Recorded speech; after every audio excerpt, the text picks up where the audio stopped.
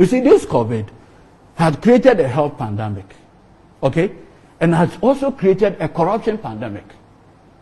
Look, the Minister of Health and his officials appeared before the Health Committee of Parliament to justify their 2020 budget estimate. In that conversation, they were telling us that they have expended 32 million Ghana cedis on meetings and conferences.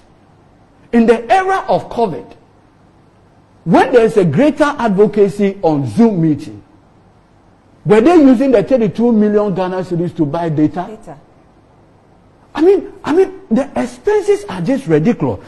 Government is telling us that they spent 254 million on hand sanitizers.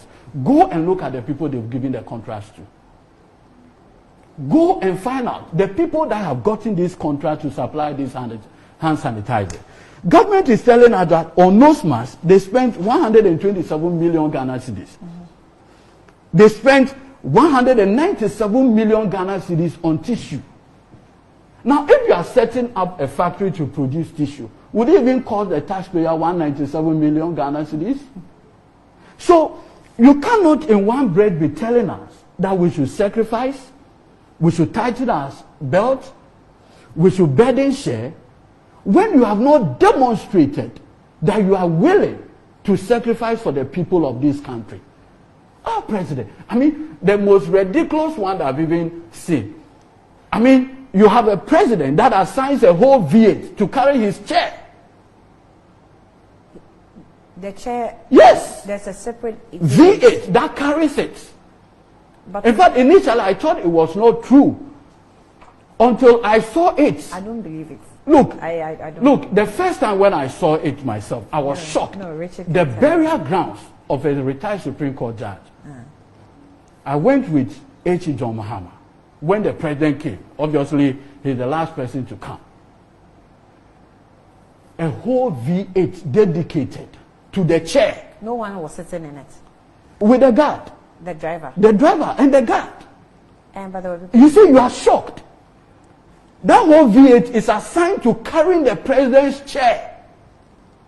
That's how it's almost to the level of insanity. But come to think of it, if that chair must follow the president everywhere he goes, it has to be carried anyway. The various regional coordinating councils. Yeah. They cannot get a chair for our president to sit on. He wants his chair. You see, Annie. Let me move. You see, Annie, some of the things that are happening, we are getting to the point of insanity. Okay. Because some of them you cannot even justify it. What is the justification for providing the whole V8 to carry the presidential chair around? And look, if you see the raft of taxes that government, this incompetent administration, is imposing on the good people of this country, this is not what. But this chair, thing, I want to believe it's a spiritual belief. Because the way it has been done religiously. Who should be funding the president's spirituality? The taxpayer. That the taxpayer. If the president has received his spiritual direction, why should that be the burden of the Ghanaian taxpayer?